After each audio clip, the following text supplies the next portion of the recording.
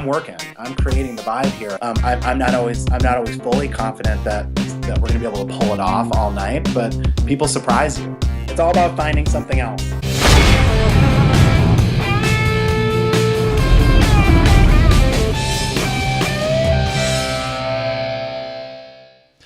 Call me crazy, but this is Mobile Music Thursday. Why crazy? Why all the crazy hyperbole? Well, I'll tell you.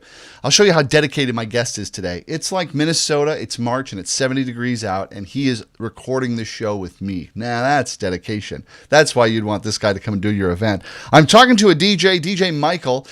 He works out of Minneapolis market, and he does weddings, corporate events, fundraisers, that sort of thing. Been at it for about 12 years, and has a great background as a musician and vocalist, and worked in bands for many years, which I'm sure has influenced his work as a DJ as well. I'm really excited to have him on the show, as I've been able to know him for quite a few years, but not really had a lot of opportunities to talk professionally, like, what do you play? How do you work? How does it work for you? So this is my opportunity to get that time with you. Micheal, welcome to the show. How's it going, Jason? It's going really, really well. Thanks for hanging out on the nicest day of the year so far. Oh, yeah, we still have time to get outside, right? Oh, and we will. This show is short. It might even be shorter. We'll talk really fast so that we can get outside, right? Sounds good. Happy to be here. Awesome. Well, it's really exciting to have you here. So let's just dive right in. As you may have seen in other shows, or what we frequently talk about, I always like to talk about one of your wedding events so that we can basically get an inside view of how you make the music choices or set choices or things like that behind you play. I've had the privilege of hearing you play at Bev's Wine Bar, but not at a private event. And, it's always different working in different environments. So this is going to be really fascinating to hear what choices you make and how you work when you're working a wedding. So let's just start with kind of like a broad overview. Do you have a kind of a general game plan when you're going to go in and do a wedding, or things that you're going to take into consideration before you start looking at the audience there and some of the specifics that go in? So about a month, maybe 2 months prior to the wedding, I meet with the couple to do just kind of a general meet and greet, kind of intake session with them. So it's pretty simple, and you'd be surprised how many couples usually say, and I'm sure you've heard this too, Jason, like, do all wedding DJs do this? And I think it's really important. And some of them are just standard logistical questions that I've always had, like, what time do I need to be there? Right. Who is my contact? Who's the site administrator? Where do I load in? Exactly. All of those pre-questions where the couple, they don't have to think about me on that day. Right. I try to get those things off the table right away, and just kind of like, so that we can feel each other out in the flesh. Sure. And what I often find out is, there's a difference between couples that have a wedding planner and couples that don't have a wedding planner. And DJs, as you know, we serve as little sort of mini wedding planners sometimes. Yeah, we do, to various degrees, certainly. We're kind of type A, and we look at time and say, we're about 15 minutes away from the first dance according to our intake meeting, so let's check in with them and find out. So I do that right beforehand, and that has a series of questions, and then we talk about the demographics of the audience as well, so that we can get a sense of who's going to be there that evening. That's really helpful for me. And then we get to the fun part of talking about music, and just kind of put those put their music choices into different buckets. So that's also really helpful too. Kind of trying to get them to narrow down, like, if you're going to DJ my wedding, I need to hear this. I'm okay with all of this, and I do not want to hear these 15 or 20 songs. Sure. Okay. So 3 buckets. Yeah, we do it in 3 buckets. That's always been kind of easy for me. Put them in tiers, and really kind of have those discussions with the clients. Like, if they're going to take Billie Jean by Michael Jackson and put it in the Do Not playlist, it's a good discussion to have. Like, who do they come and talk to you? Because those frequently requested songs that get put into the Do Not playlist, it's a good time to just like talk them out, right? And out the vibe. Like, I know that you don't want it, and I'll do whatever you want as your but like, I want to keep into consideration first and foremost your audience and who's there too. Yeah, so totally. it's a good way for us to get that off the table, so there's no surprises going into the event. That's fantastic. Now, thinking of the last wedding that you did, the one that we're going to talk about tonight in specifics, what were some of the information that you got from them, like with the kind of the demographics, and what expectations that they set you up in terms of how you were going to think about their event before you even started to hit play? Well, the good thing about them, and this doesn't happen with everybody, is that it was big, and big can be really helpful. Yeah, definitely when it comes to recycling the floor. It was about 350 or 400 people. Wow, that's really big. Pretty large wedding, and then the demographics, they were in their late 20s, and most of the folks there were probably in that age range as well. Oh wow, so, young. The majority of their friends were invited, so it's so that can be a little different. So it can tip the other way. Mm-hmm. If a couple sits across from me and they say 60% or 40 to 60, that's going to change the direction we're going to go, even potentially. So for them, they kind of gave me that information, which was helpful, and then started to kind of talk about their own musical taste in relation to that. They had a very open and broad spectrum of tastes, which always just makes it a little bit easier. They didn't have too many challenges. I mean, some of the do not play songs are ending up down there are pretty common now. Couples that age usually don't want to hear like Chicken Dance, some of those things, and even just some of the top 40 stuff that gets played 1,000 times a day, like Happy, Get Lucky. Those songs have kind of hit the we're exhausted. The burnout list. Yeah, and those are easy, from a guest perspective and a guest experience perspective. It's easy to facilitate. Hey, you know what? The couple doesn't want to hear this, and the reason is because everybody's just kind of sick of hearing it. So let's find something else together. It's not just something specific to them. It's burnt out. So it has to take a little while before we cycle it back in, or even not at all in some cases. Yeah, and you know what? I have been hard pressed in all the weddings that I've done to find guests that really want to push back at the couple. Once you have it in that, they don't want to hear it. They're very respectful, disappointed maybe, but it's not their night and it's not their event. Right, but, exactly. And it's all in how you handle it, and I'm sure you're very diplomatic and, let them down easy. It's all about finding something else. That's the thing. So or finding something else. Say, I'm sorry, I can't play that one, but see, look what I have next. How about that one? Can I play that one for you? Yeah. Could you like that one?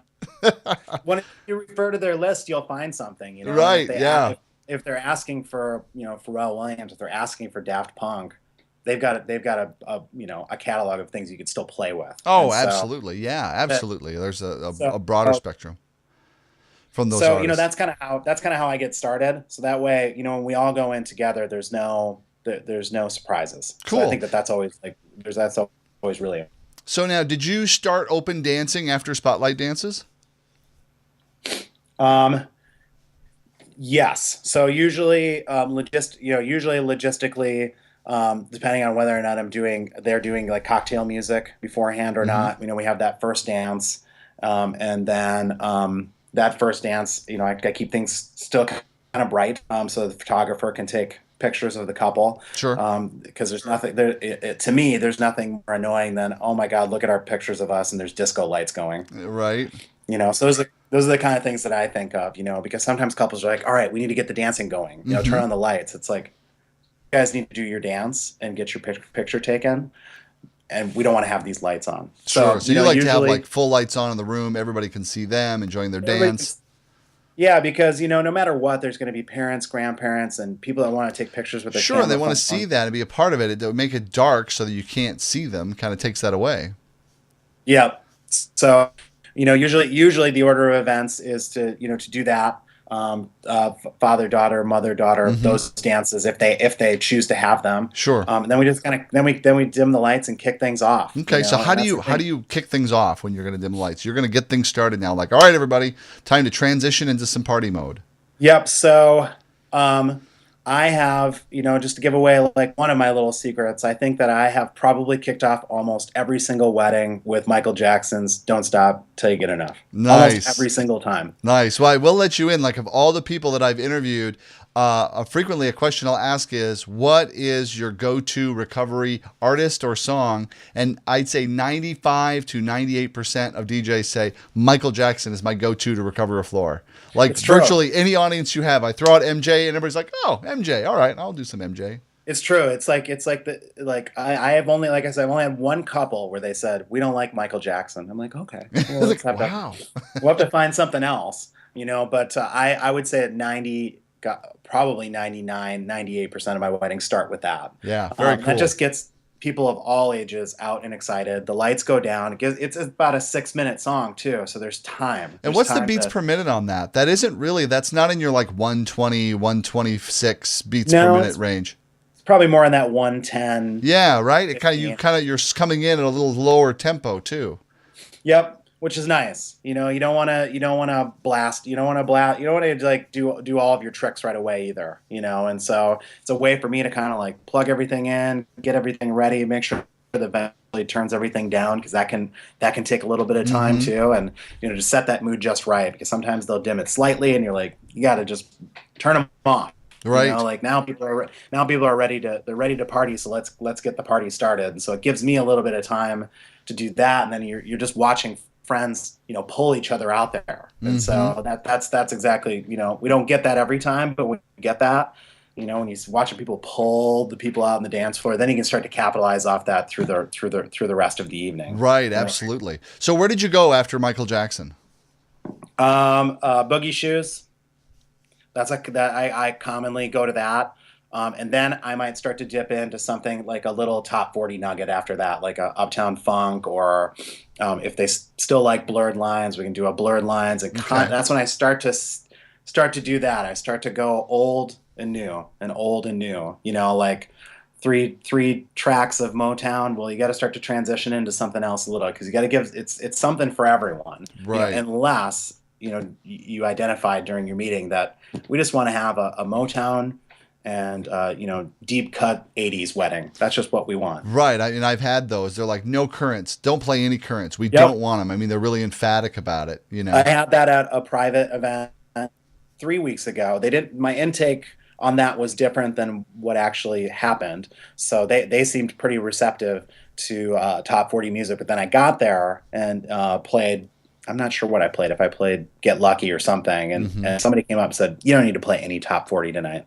Because everybody laughed, and I was like, that's odd. And they said, you don't need to play any top 40. If like you could seriously play 80s music all night. And sure enough, that was the truth. I mean, I got to, and I love that, that era of music. Oh yeah. Like personally, it's some of my favorite, but you always feel like, well, that is just, that's an anomaly. Like that gig is not very common. So I really you have to embrace those little moments, because one isn't necessarily better than the other, but it's just different. Yeah, I mean ultimately you want an outcome. You want everybody to really enjoy themselves and have a really good time, and you also want to have the client really happy with what it is that they want to have created there. And so then it's not about like, oh, but I've got this great set of whatever. It's like you have at your disposal a great set of every song on the planet. So right. So why don't you play what the people in the room are going to get excited about the most? I think that's what's the most gratifying about the work. Yes, it's true. You have to, it might seem like common knowledge, but a lot of people, I haven't been in this industry as long as you do, or some of my colleagues that I'm close with or work with. But, the reason I think I get, rehired or pick up a lot of gigs is because I do that kind of reading where I'm just laser focused on, you're not really sure right away, right? And then once you figure it out, a good DJ will be like, we're going here. Like this is what we're doing tonight. Absolutely. This is what they're digging. This is kind of what every contingency of the room seems to dig and seems to like. Here's the crossover stuff that they all seem to like, to be able to put something together. Yeah, and that's a skill and art and a craft all at once. It's not something you can just teach somebody first A, then B, then C. It takes some experience and takes being thoughtful and being present in the room and a lot of stuff like that. So tell me about going back to that event now. So you did Boogie Shoes, and then after Boogie Shoes, you went into something that was top 40. Take me through a few more songs that night and kind of because this would be the point where you're feeling out the crowd and you're finding out like, what's going to work, what, where do you want to concentrate, just the thing we were talking about. Well, yeah, I think then you start to even test. You do a little more testing and a little more. You go into the lab and do a little more experimenting. Okay. That's what I always think in my head because, there are certain points throughout the evening where, like, as a DJ, I'm not fully comfortable. It's like if I need that first dance, I need that song to play from start to finish. Feel good. Like, you never know. You're like, please, technology, even though you never fail me, don't fail me. Right now, right. Because the spotlight is on them, and I want nothing bad to happen. Exactly. The next is like that sort of like I need to figure them out, and I'm not going to feel comfortable until I figure them out. And so I start kind of like, well, it's time to throw in some disco. Like I have they told me they love disco. They told me their people love disco, but like, what happens if we play, some chic or something? Or kung fu fighting, and they don't like it. Yeah. Yeah, and like let's just see what happens. Let's see what happens. And they were feeling it, and so if they're feeling it, you're kind of like in the log in your head. You're just kind of like, okay, disco's safe. We know that they're good with Motown. Well, now we should probably play something from the '60s, and you can put on some Del Shannon, Run Around Sue, sure, Twist and Shout. Kind of see, are they feeling that? I mean, like Run Around Susie song, because everybody thinks it's not going to do anything until it does something. Right. So, that's so true. Which is one of my favorites because they're like, oh man, the party's dying, and it's like, wait a minute. Do you cut the open on that? I don't cut the open on it because I think there's a cool moment there. So you're 5-10 songs deep into the set. You have a moment where people can quickly think they can go get a cocktail, a glass of wine or something. And then all of the people that are of the generation that lived through that song, they're coming out. Sure. So by the time they're out, you've got another generation out there, and then they're all back together. And so, sure. Okay. What I've come to see with these weddings is that, like, if everyone's having fun, you can almost play anything, with the exception of really offensive hip hop or something. Yeah, right. Something that's going to turn them off completely. You're right. If you have them hooked. I mean, when I worked in the clubs, they called that like, you work to get the crowd in the palm of your hand. And then once you have them there, they'll go wherever you want to take them. They're like, okay, well, we'll ride this ride with you because you've demonstrated to us that this is fun and we're fully on. I don't even know if that explanation sums it up. There's this psychological thing that happens within the whole group where they're just like, you could throw on Disco Duck and they'd be like, yay, Disco Duck, you're so awesome, we love you, DJ. And any other time it'd be like, what's this? Yeah. No, that's the thing. I mean, I think that once you get them all out there and make it really inclusive, that's always my thing. I mean, it's like, this is an inclusive event. This is for everyone. It's for the couple, but the couple's going to be at their happiest if all of their guests are happy. Absolutely, because that's what you're celebrating together. It's a celebration. Right. So when I do my meetings with them and they say, I want it to be all 70s rock, we have to like talk about it. And I'm like, I can do that. Like, let's talk about other possibilities. And I think that's why it's important to talk about things beforehand. And maybe they won't change. If they don't change their stance and they want to hire me and they want it to be all ELO and the cars and things like that, that's awesome. Like, I'm not always fully confident that we're going to be able to pull it off all night, but people surprise you, right? They, the thing is what I found is if you start that guest experience with your couple, they'll come up to you later and say, you know what, pull out stuff from your bag of tricks. You know what I mean? People are wanting some different things. You're letting the couple kind of, you're giving them the power, and then they're also coming up to you and saying, all right, I think it's time to switch gears a little bit. Right. Well, and you're really being a big service to them because by setting them up, if they're like, we just want, like you said, like 70s rock, that's all we want, nothing else, just that. And you're like, okay, we can do that, and I'll do my best to make it a great party. However, what's likely, telling them what's likely to happen and about how likely it's going to go if you just focus in on one singular format like that with a very diverse group of people and say, if you're okay with that, then let's just move ahead. So then they know the result of the choice they're making so that it's not what I call a classic DJ I told you so case, where it's like the end of the night, they look kind of bummed out because it didn't go quite the way they wanted and the DJ's like, told you so. Right. Like right. they don't want that. They want a Yeah. certain outcome, and they don't know. They just know what they want. Yep. So there's nothing. They're not trying to like limit you or put you down or like, look, you're just a '70s DJ guy. That's why we hired you. So Yeah. Yeah. you just No, do that. And I think you know this too. I mean, I think what a lot of people guessed have seen that they don't like, or couples, is all right. We're at the first hour and it's all 50s music, and we're at hour 2 and it's all 60s music, and now Right. we moved into the 70s genre, and like the audience, you've lost them already at that point, Right. because you're not giving them that variety. You're not giving them a reason to stick around. Mm-hmm. And like for me, it's all about giving them a reason to stick around for the whole night. Like there is something for everyone this entire evening. And so, if we just define that right now, we'll be all good. Like Right. if I just play only 50s music for an hour, that's gonna make grandma and grandpa and all of them really, really happy, as anybody that's in their 20s that's getting married. If it's that age demographic, they're like, this is a snoozer. Like I need something to pump me up here. Right. And that's when they go home early. That's when they don't stay on the dance floor. And that's when I feel like you get that feedback, like that DJ was just out of touch and just didn't really know what the audience wanted. Right, like the person's DJing in the other room, completely unaware of the audience. Right, because as well as I do, an empty floor for 2 minutes feels like a lifetime. Oh yeah, I mean, and and that it can be its own Achilles heel to like really rate how good you are by how full your floor stays. I mean, naturally, we all want to keep a full floor all night and people just having a good time and totally grooving on what we're putting out and stuff like that. But all parties are different.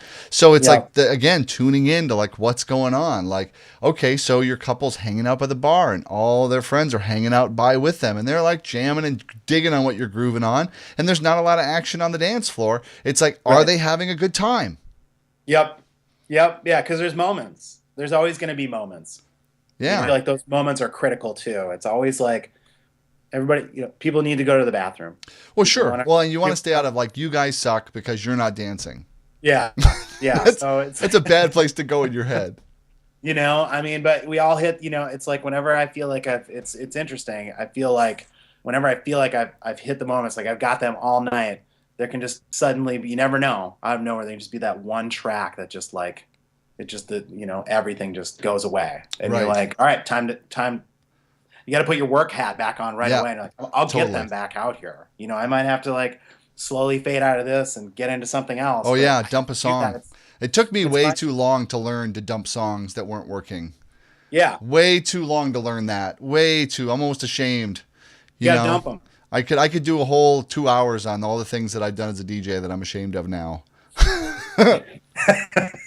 So my DJ true confessions. You don't really know, because you're like, I'm playing Suffragette City and like nobody's dancing to it. What do I do?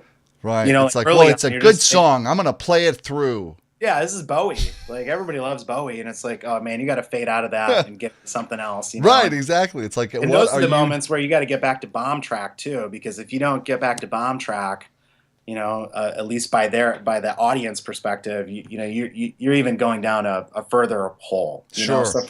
So for me, it's like I am, I have the knowledge, I have the tools, I have the background. I mean, music, that's the thing, is I'm more of like a music enthusiast. So I have this like entire laptop full of goodies, and it's like I just want to be able to like give those guests that like perfect experience. Yeah, I think that's what makes the best DJ.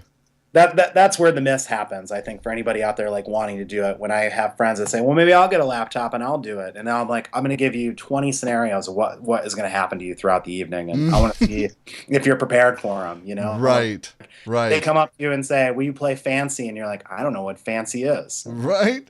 You're a bad DJ. Yeah. And so, it takes a special breed, and you can't, no matter what you think of a song, you have to be the life of the party, and that's a tough skill. It's a big order. It's a big order, and and you're right. People complain about what DJs do way more than they really look and realize. It's like, because it's like when you're doing really, really well, sadly you become invisible. Yep. because they're in the moment of the excitement and the fun and each other that they're having, and that's what you wanted, that's what you created. But the better you do, the more invisible you are. The worse you are, the more like, there he is. It's like the spotlight gets brighter and brighter. It's like, I'm dying over here. What do you people want to dance to? Yeah, it's so true. Yep, that's true. And you know that from your bathroom breaks, the rare ones that you get, where you're like, oh, they want American Pie. That's awesome. That's like 9 minutes or something. Like, I'm gonna put it on. And you go to the bathroom, and often when I come back, because I don't do auto DJ. I mean, I DJ the entire time. And I feel like they pay me, and I need to be there working. And I tell them that I was like, I'm gonna cocktail music. I'm gonna work your cocktail hour. Like, I'm not gonna sit behind my DJ booth. Like, I want to blend in with all of you and see that I'm working. I'm creating the vibe here. And so when I come back from these quick bathroom breaks, which are so fast, you just run, hightailing the bathroom and getting back, kind of then get that, like, what does everything look like? Right. I got lights, I've got people, and I'm like, oh, they don't even know, just like you said, they don't even know that I'm not there. Right. You feel good about that. That's what you want. Yeah, that's success. That's terrific. Well, you're not invisible on this show. I so appreciate, Micheal, you taking the time to be on the show and share your experience and share your wisdom. It's like you're a great performer because I've got to see you firsthand, which has been a lot of fun. I look forward to making stops back at Bev's Wine Bar to catch out some other performance that you have. So thanks for keeping me in the loop on that. And we'll catch you another time on Mobile Music Thursday. Yeah, definitely. Can I give a shout to my other DJ colleague as well? Go for it. So that he gets some love. So I also do contract work with Jake Rude, and he started a new business out there too. And so I want to give him a plug as well. He's a mentor of mine, and he's got a business called Transmission Music. And maybe he would be a future guest at some point, at some capacity. Yeah, sure. Why not? Happen. But he's a great guy, great mentor of mine, and he brought me on board because I have these skills that he was looking for. But I wanted to make sure, since my name is out there, you see my name. If people out there saw my name popping up there, that's why too. So awesome. But I've known you for a number of years too. So it's good to kind of have all of these DJ connections out there. It's fantastic. Absolutely. Well, it's like groups, people that we're all enthusiastic about the same thing. It makes it fun. Our wives certainly don't understand. Well, they try. They do. Yeah. I mean, bless them for that. It's like, oh, and I hit this song and it just like they screamed. That's nice, honey. That's nice, honey. Yes. The kids are awake now. It's right. 6 a.m. Right. There's like lots that needs to get done. Yeah, definitely. I love that though. It brings you back down to earth. You're like, I'm the coolest person in the world for like 6 hours. And you're like, yeah, you got to change the diaper. And right, exactly. It just brings you back to life, and that's what I like about it is from playing in bands and moving into where I am now. It's like I still get that like rock star moment where I get to feel it for a few hours, but ultimately at the end of the day, you come home to your families, and it feels so good to be in this space too. That's right. This isn't about me. Yeah, exactly. It totally is. Awesome, Micheal. Thanks a ton, and we'll keep up with each other and keep rocking. It'll be fun. Sounds good. Thanks, Jason.